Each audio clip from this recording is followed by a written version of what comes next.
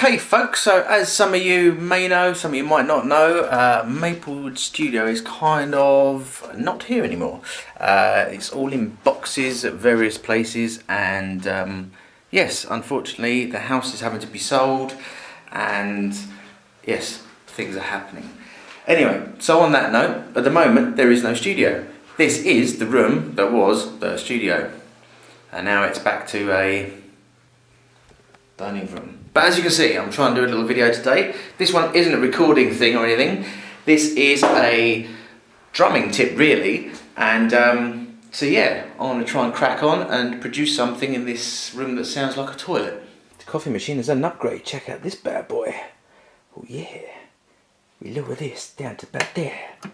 Then we go long, extra long, 2 cups.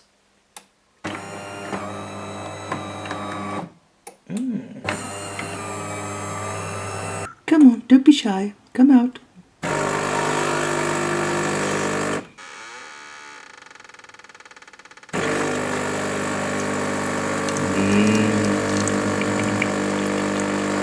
The usual hum in the key of the machine.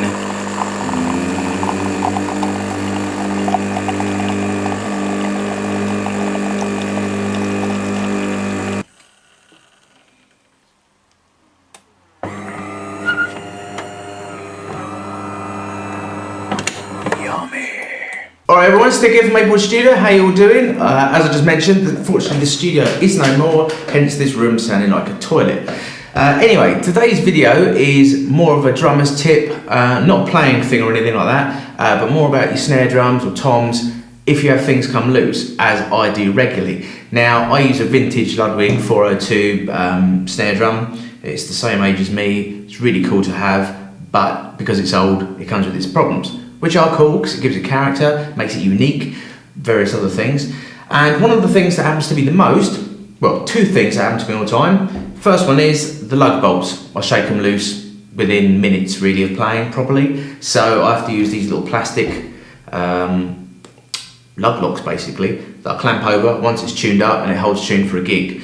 Great once the head's stretched. If you put a fresh head on for a gig and obviously it stretches halfway through, it's a bit of a pain in the bum. Second thing that happens to me lots is these little bolts, which I'll cut to the overhead camera I've set up now.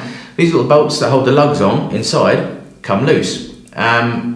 Now, obviously it is old and it shouldn't really matter how old anything is really if it's going to come loose or not. It's just the nature of what they are. They're little cup washers, as you can see. You've got a little spring washer in there, which has probably lost some of its springiness. And yeah, they just come loose. And then, you know, you develop extra rattles. So today, I thought I'm going to strip the snare down. Well, I'm not going to take it to pieces. I'm just going to do one at a time. And I'm going to apply a serviceable, so a non-permanent thread lock. So I'm just going to drop a thread lock on each screw, screw it back in, then everything should stay tight. Second thing I did on this snare, because it is an old one and it comes with the vintage style dampener, which is great again, but again, it's had its use, it's loose, it rattles. It was starting to get on my nerves when I was doing recording, so I've taken that off. So this is a real quick little tip video. So if you're a drummer like me that likes to dig in, play hard, or you know, you don't necessarily have to physically hit hard. I do a lot of rim shots, and that's probably what causes it. This is going to be something that will probably help you guys out. So really, it's just the tip of the day. So I'll speed up me doing this bit, make it not too boring. I'll probably only do 1 or 2, and then cut to the end and say goodbye. In fact, I might say goodbye now. I don't know. I haven't decided. Let's see what happens, how my mood goes. I've just given myself a fresh coffee, so I might not want to stop talking. I don't know. Anyway, let's go. Thread lock. Yeah, it's great. Remember, stick. Don't sniff it. Use it. Sniffy, sniffy.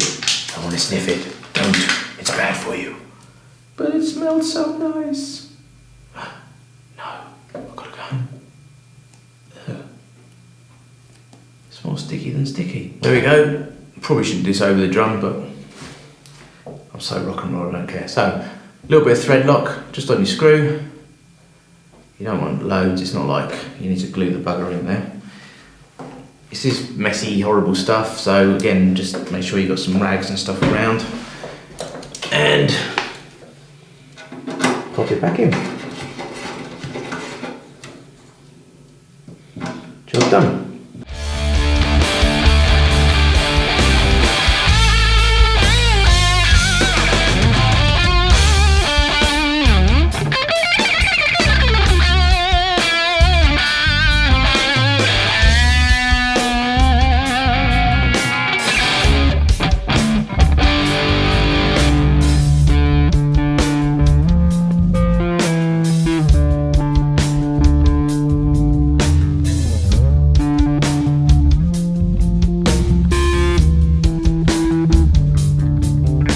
Check this out. This is a real fossil that I found in my old home's garden when I was digging a pond.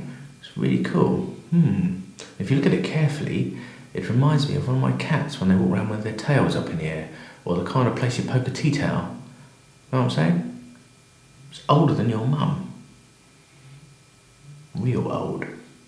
There you go, mega exciting that was. So, all the threads inside have had thread lock applied, so during my violent playing nothing should come loose, which is cool.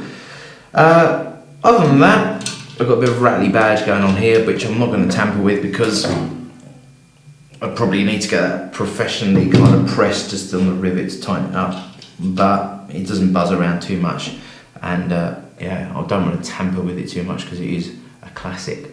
Anyway, I'm going to stick the drum head back on. It's just a little tip for you if you're using old drums or have problems like I do with things coming loose. Just serviceable thread lock. As long as you can undo it, it's not going to damage anything and it comes off nice and easy. But make sure when you buy it, do not buy a permanent thread lock or use super glue or anything like that, because that will damage. It's not serviceable, i.e. it can't be undone.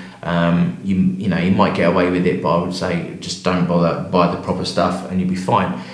So there you go. Stick out. Bye.